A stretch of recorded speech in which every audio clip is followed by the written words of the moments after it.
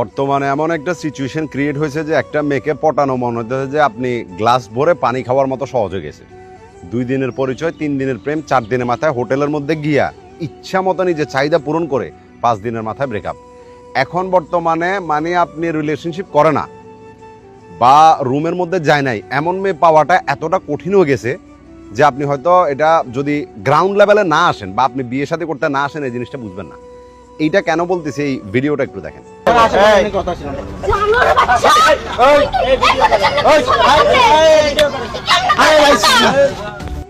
এখানে দেখতেছেন যে ছেলেটার কলার ধরে মেয়েটা বলতেছে যে তোর সাথে তো আমার কথা এমন ছিল না। এখন বিষয় যেটা হয়েছে যে তাদের 3 মাসের পরিচয়, রিলেশনশিপ করছে। এখন রিলেশনশিপ করার পর অবশ্যই একটা সম্পর্কে যখন যায় একটা ছেলে তো হাজার ওয়াদা হাজার কসম কেড়ে ফেলে যে একটা মেয়েকে ইমপ্রেস করার জন্য, এবং এমনটা এই ছেলেটাও করছিল। ভাবছিল যে অন্য 10টা মেয়ের মতো এই মেয়েটাও হয়তো ওইরকমই বাস ব্রেকআপ করে ফেলবো, ও ওর মতো থাকবে আমি আমার মতো থাকবো। কিন্তু এই মেয়েটা একদম ভিন্ন প্রমাণ হয়েছে। সে কি করছে, 3 মাস পরে যখন ছেলেটা মেয়েটার ফোন ধরতেছে না, কথা বলতেছে না বা তাকে ইগনোর করতেছে, তো ছেলেটার বন্ধুকে কল দিয়ে তার ইনফরমেশন নিয়ে সোজা ছেলের বাড়িতে এসে হাজির যে তুই আমার সাথে এমনটা কেন করলি, তুই আমার বিয়ে করবি বললি, এটা করবি সেটা করবি, এখন আমার সাথে এমনটা কেন করলি। ঠিক আছে, আর মেয়েটার বক্তব্য অনুযায়ী বোঝা যাচ্ছে যে তার সাথে মানে ওইরকম সম্পর্ক হয়ে গেছে, হোটেলের মধ্যে যেটা হয় সেটাও হয়ে গেছে। আর এই জন্য মেয়েটা বললো যে মানে তুই আমার বিয়ে করতেই হবে, না হলে আমি তোরা ছাড়তেছি না। আর ছেলেটার কথা হলো যে সে কোনো মতে মেয়েটার বিয়ে করবে না। তো এইটার মেন সমস্যা হলো কি জানো, মেয়েদেরও দোষ আছে ছেলেদেরও দোষ আছে। ছেলেরা কি করে, চায় যে একটা মেয়েকে পটায় টাইম পাস করবে, এবং একটা মেয়ে কি করে ওইটাকে রিয়েল ভালোবাসা ভেবে তার সাথে নিজের সব কিছু বিলীন করে দেয়। দেন একটা ছেলে যখন এটা পেয়ে যায় তখন ওই মেয়েটাকে ইগনোর করাটা তার কাছে রিজন আছে।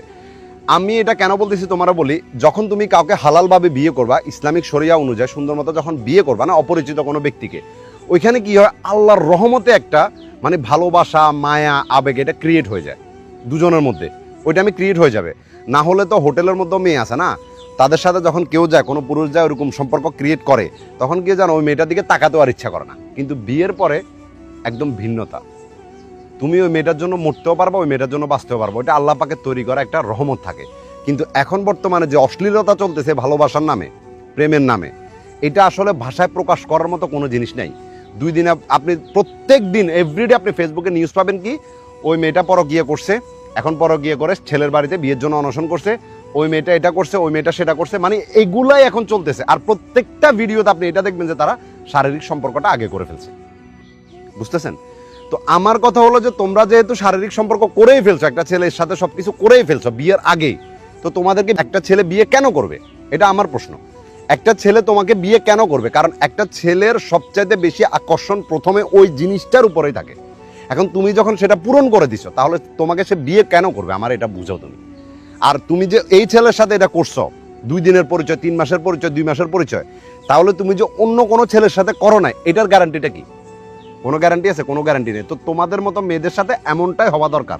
আর এই টাইপের ছেলেদের আল্লাহ পাক যদি কখনো হেদায়েত করে তো করতে পারবে। এই যে এরকম ঘটনা যদি আপনার কোনো এলাকাতে ঘটে, কোনো মেয়ে কোনো ছেলেকে এভাবে ধরছে বা বিয়ের জন্য অনশন আসছে, তাদেরকে প্রথমে দুজনকেই ধরে গাছের সাথে বেঁধে ফেলুন।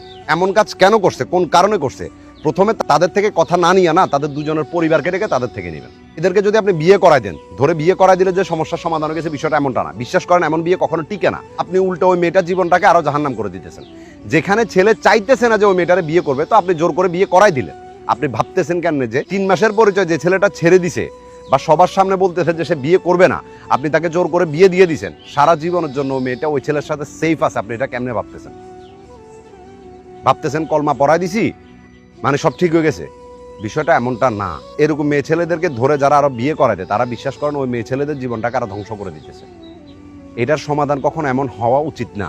এরকম মানুষের সমাধান হওয়া উচিত ফ্যামিলিগতভাবে একটা আইনগত ব্যবস্থা নেওয়া দরকার, যাতে ওরা এমন একটা শাস্তি পায় যে বিয়ের আগে কোনো ছেলের সাথে কথা বলা বা বিয়ের আগে কোনো মেয়ের সাথে কথা বলা তাদের কল্পনাতেও যাতে না আসে। এমনটা করার দরকার আসলে সমাজে। কারণ এটা এখন দিন দিন এমন পরিমাণ হইতেছে যে মানে আমি আপনাদেরকে বলতে পারবো না। বিশ্বাস যদি করেন আমার কাছে এখনো মনে হয় যে 20-25টা ভিডিও এরকম নিউজ পড়ে আছে, এমন হইতেছে। এখন কি করবেন বলেন?